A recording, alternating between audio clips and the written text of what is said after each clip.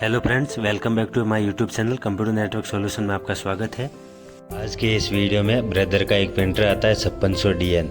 उसके अंदर एक एरर आ रही है ड्रम रिप्लेस। उसको कैसे क्लियर किया जाता है वो इस वीडियो में बताऊंगा।